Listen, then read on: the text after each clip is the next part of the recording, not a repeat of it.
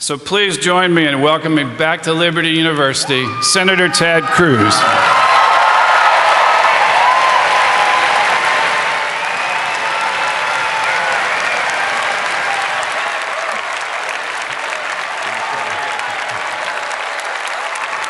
Good to see you. Great to see you.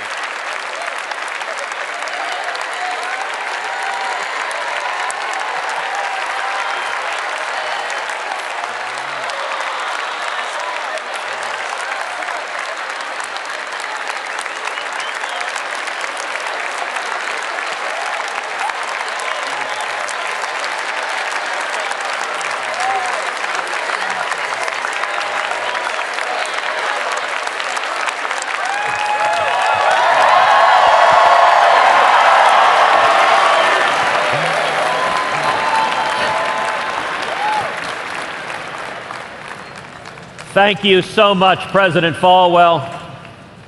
God bless Liberty University.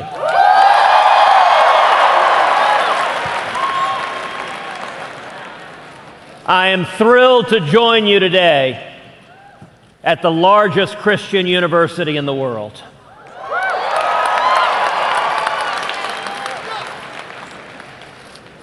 Today I want to talk with you about the promise of America. Imagine your parents when they were children. Imagine a little girl growing up in Wilmington, Delaware.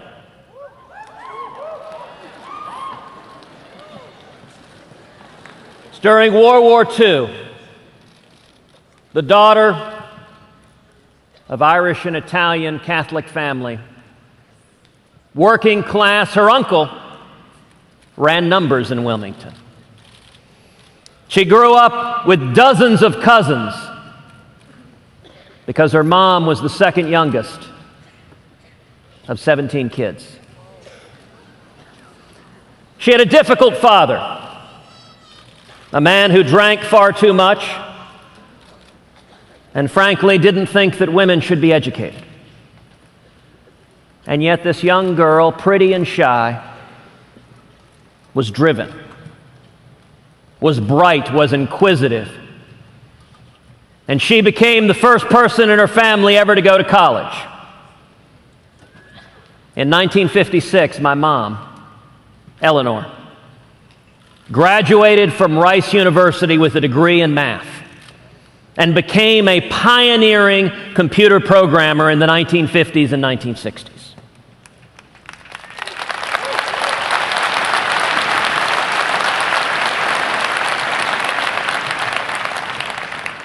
Imagine a teenage boy, not much younger than many of you here today, growing up in Cuba. Jet black hair, skinny as a rail.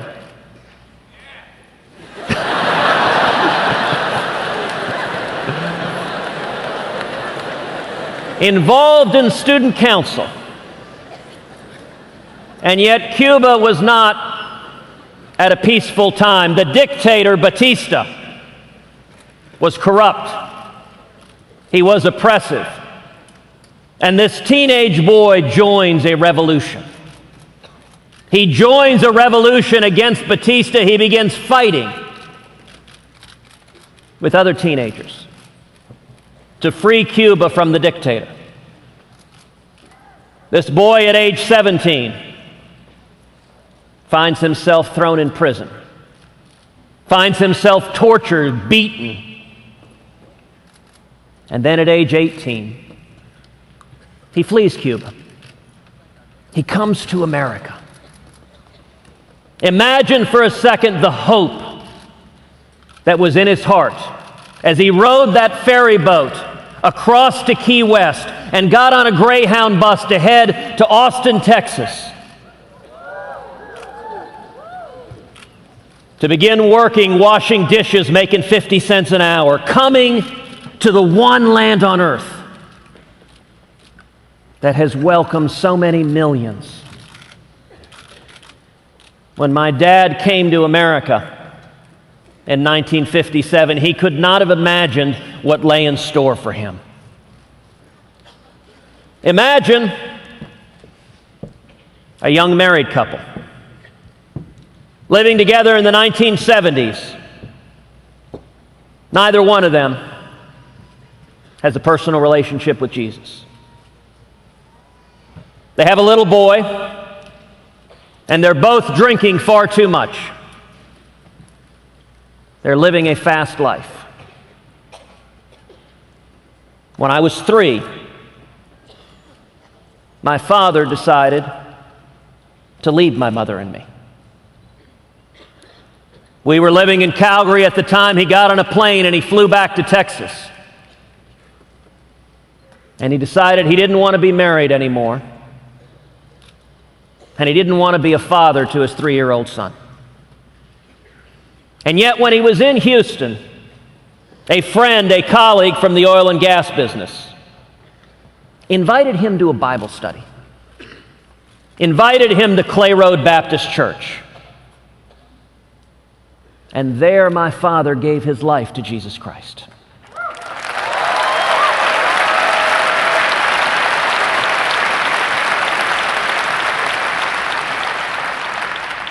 And God transformed his heart. And he drove to the airport. He bought a plane ticket. And he flew back to be with my mother and me.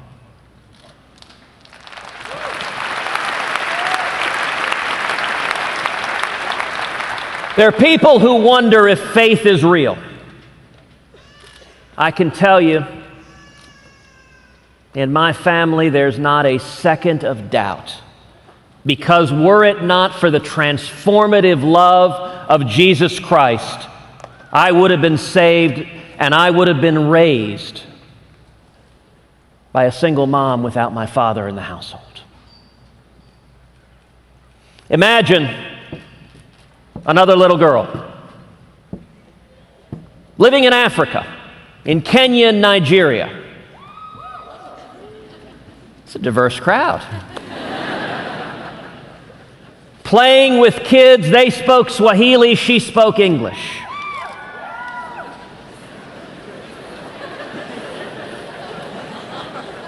Coming back to California, where her parents, who had been missionaries in Africa, raised her on the Central Coast.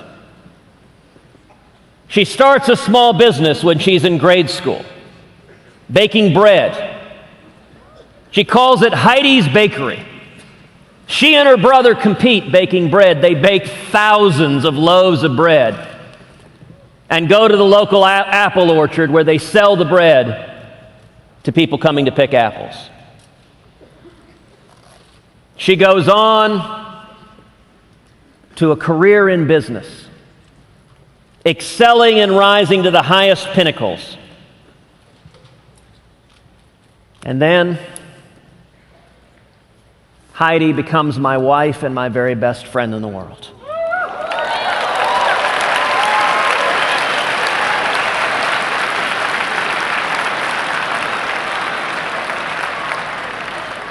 Heidi becomes an incredible mom to our 2 precious little girls, Caroline and Catherine, the joys and loves of our life.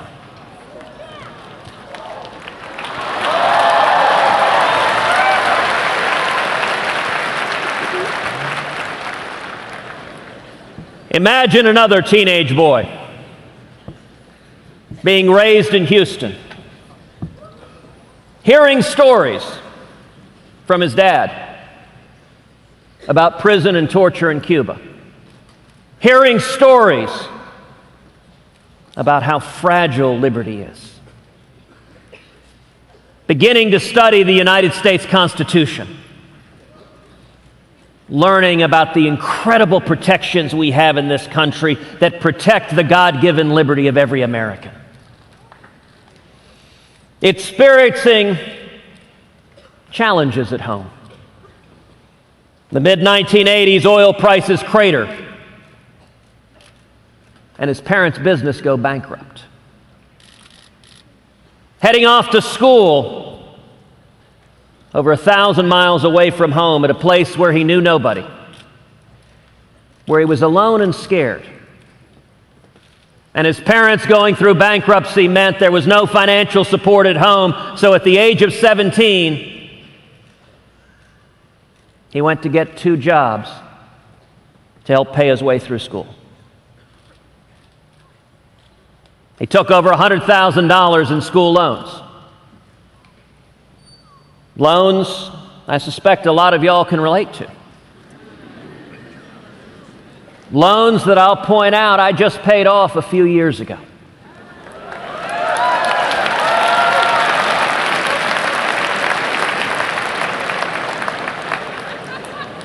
These are all of our stories. These are who we are as Americans. And yet, for so many Americans, the promise of America seems more and more distant. What is the promise of America? The idea that, the revolutionary idea that this country was founded upon, which is that our rights, they don't come from man. They come from God Almighty.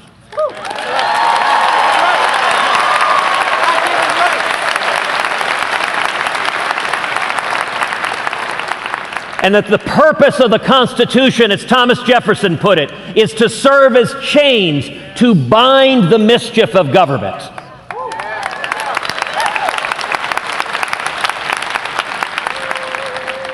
The incredible opportunity of the American dream.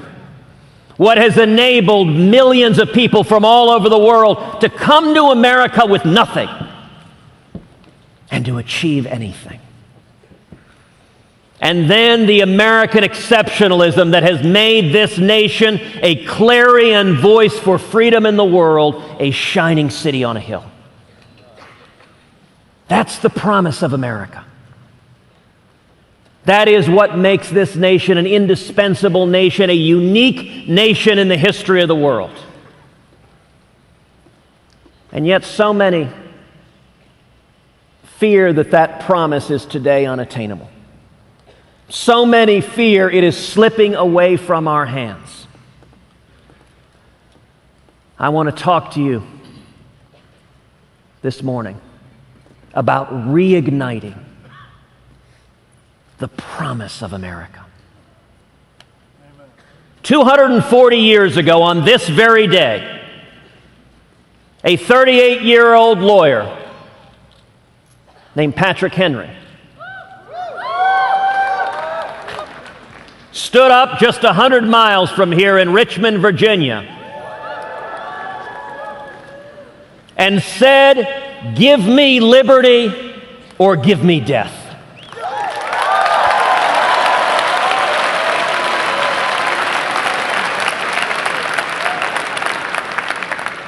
I want to ask each of you to imagine millions of courageous conservatives all across America rising up together to say in unison, "We demand our liberty."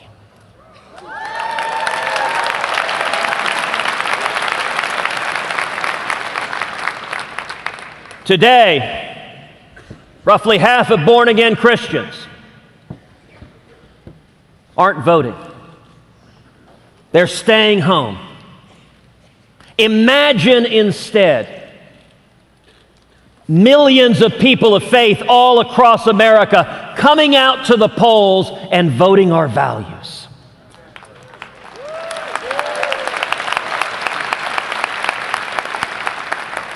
Today, millions of young people are scared, worried about the future, worried what the future will hold. Imagine millions of young people coming together and standing together saying, "We will stand for liberty."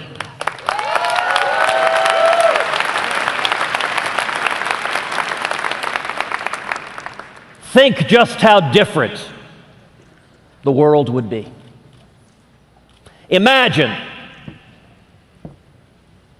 Instead of economic stagnation, booming economic growth.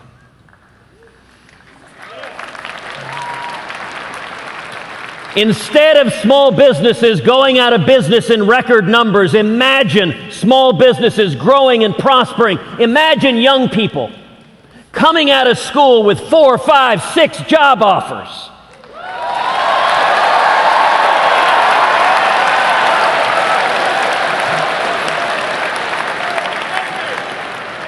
Imagine innovation thriving on the internet as government regulators and tax collectors are kept at bay and more opportunity is created.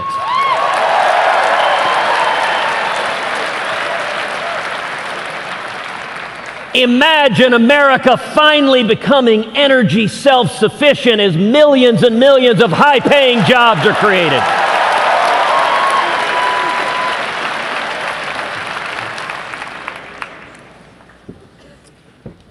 Five years ago today, the president signed Obamacare into law. Within hours, Liberty University went to court filing a lawsuit to stop that failed law.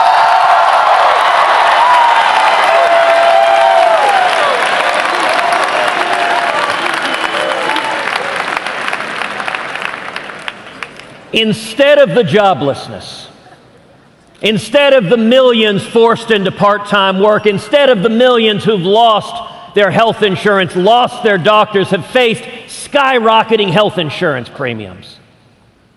Imagine in 2017, a new president signing legislation repealing every word of Obamacare.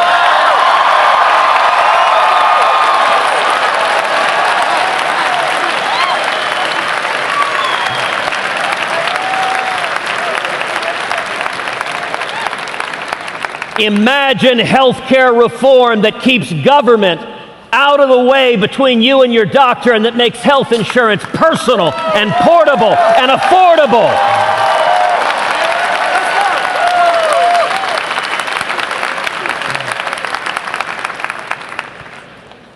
Instead of a tax code that crushes innovation,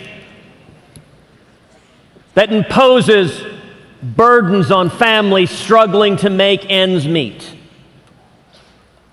Imagine a simple flat tax.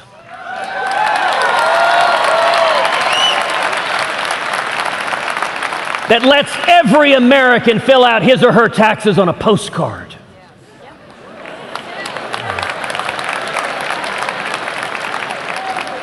Imagine abolishing the IRS.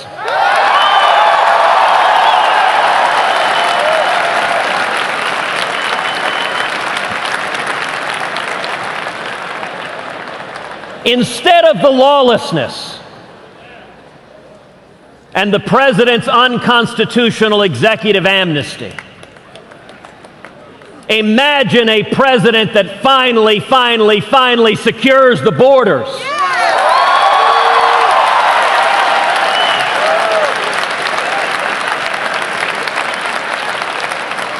And imagine a legal immigration system that welcomes and celebrates those who come to achieve the American dream.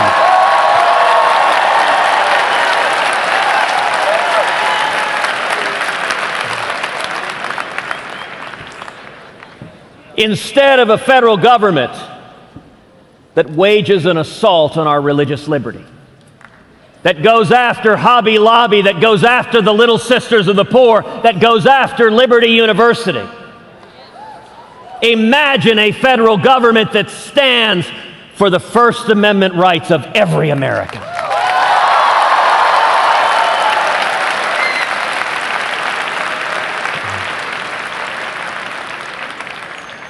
Instead of a federal government that works to undermine our values, imagine a federal government that works to defend the sanctity of human life.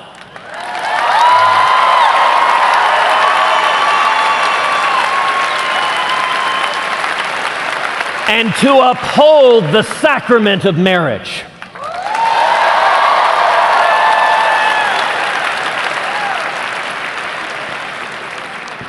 Instead of a government that works to undermine our Second Amendment rights, that seeks to ban our ammunition,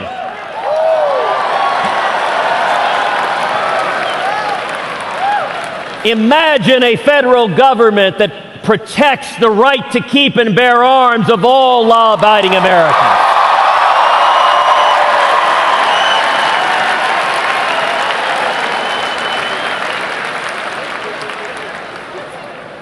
Instead of a government that seizes your emails and your cell phones, imagine a federal government that protected the privacy rights of every American.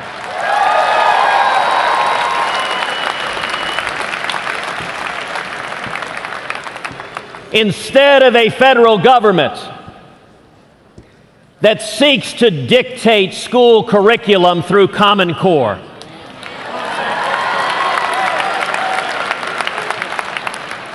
imagine repealing every word of Common Core.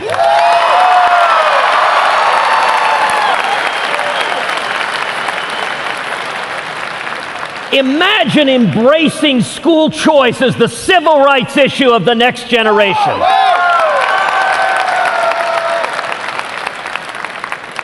That every single child, regardless of race, regardless of ethnicity, regardless of wealth or zip code, every child in America has a right to a quality education.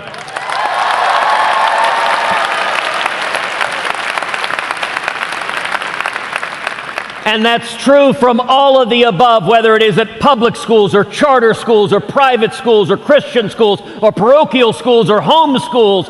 Every child.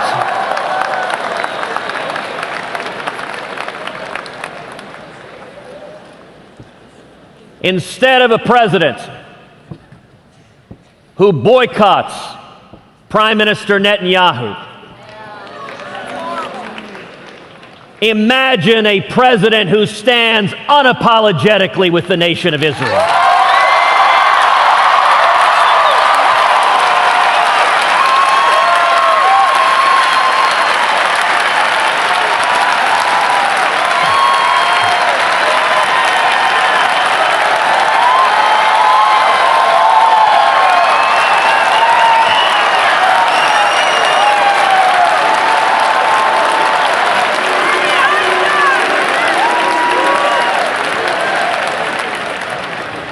Instead of a president who seeks to go to the United Nations to end-run Congress and the American people. That's horrible.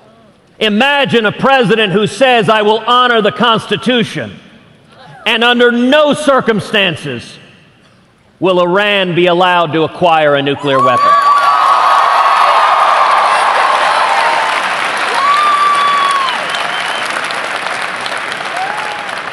Imagine a president who says we will stand up and defeat radical Islamic terrorism.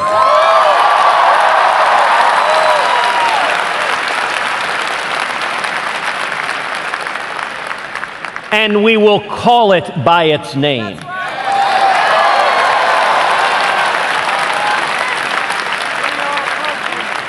We will defend the United States of America.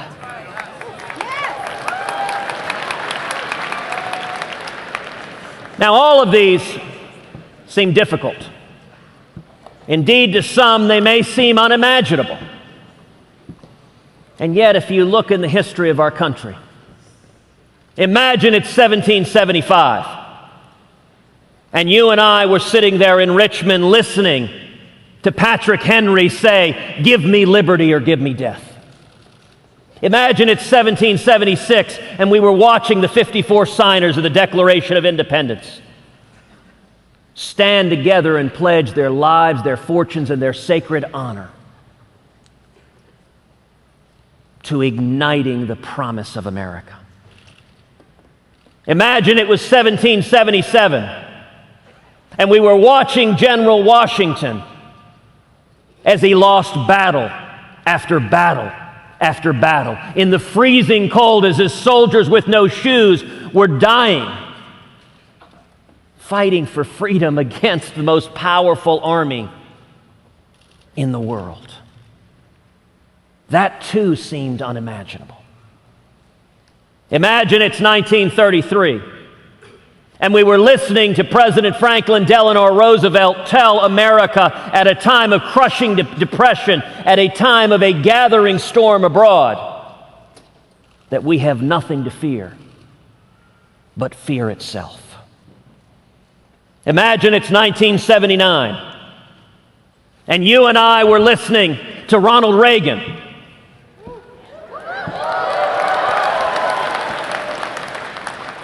And he was telling us that we would cut the top marginal tax rate from 70% all the way down to 28%. That we would go from crushing stagnation to booming economic growth, to millions being lifted out of poverty and into prosperity and abundance. That the very day he was sworn in, our hostages who were languishing in Iran would be released. And that within a decade, we would win the Cold War and tear the Berlin Wall to the ground. That would have seemed unimaginable. And yet, with the grace of God, that's exactly what happened.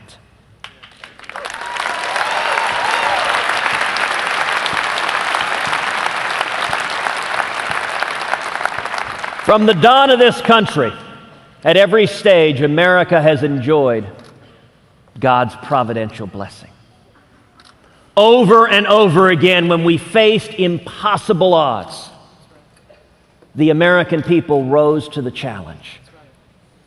You know, compared to that, repealing Obamacare and abolishing the IRS ain't all that tough. The power of the American people when we rise up and stand for liberty knows no bounds.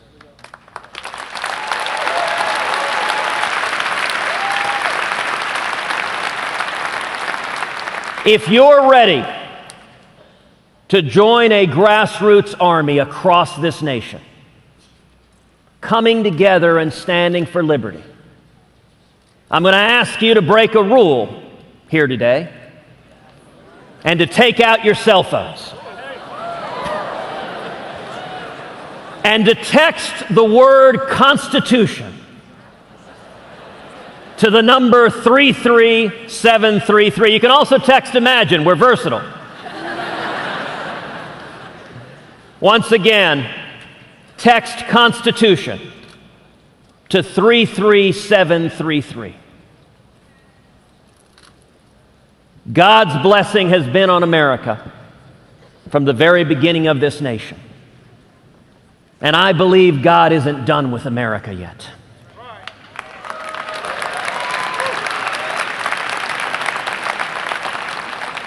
I believe in you.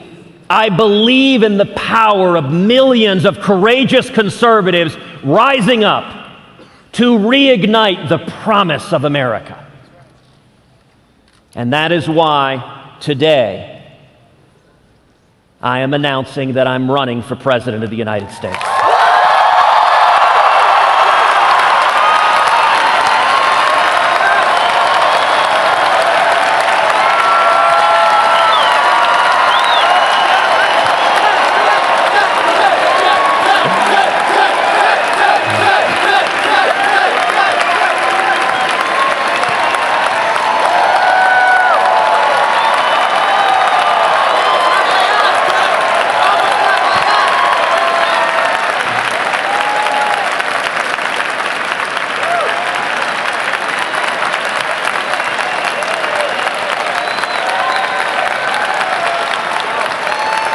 It is a time for truth. It is a time for liberty. It is a time to reclaim the Constitution of the United States.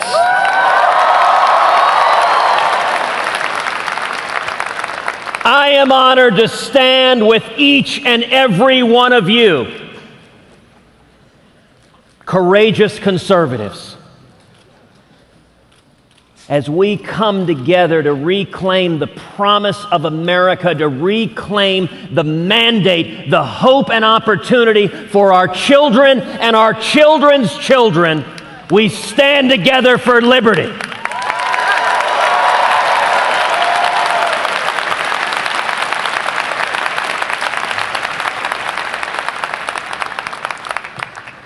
This is our fight.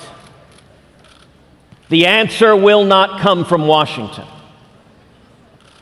It will come only from the men and women across this country, from men and women, from people of faith, from lovers of liberty, from people who respect the Constitution. It will only come as it has come at every other time of challenge in this country, when the American people stand together and say, we will get back to the principles that have made this country great. We will get back and restore that shining city on a hill that is the United States of America. Thank you, and God bless you.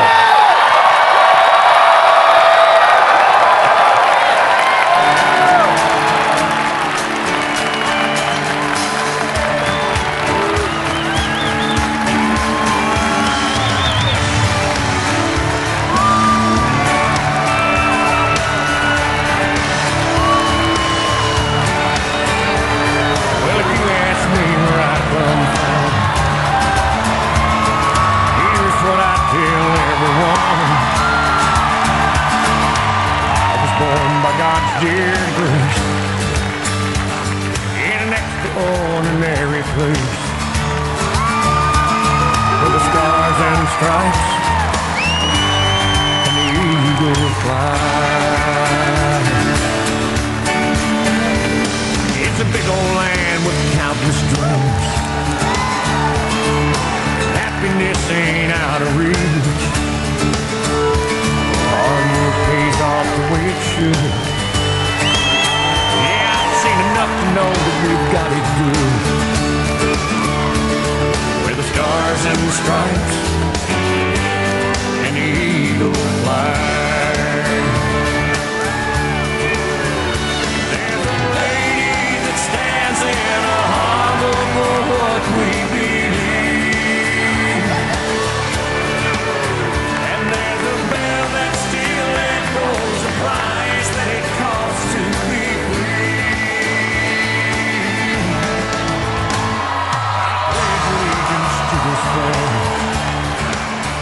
And if that bothers you, well, that's too bad.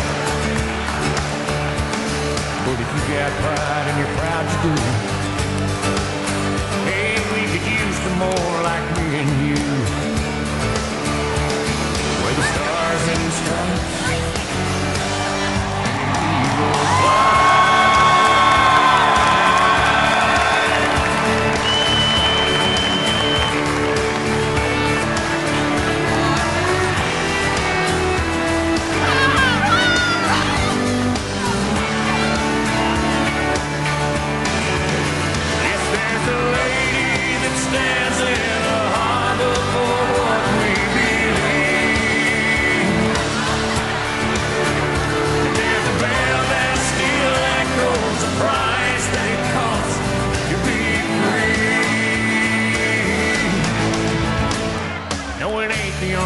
Place on earth, but it's the only place that I prefer.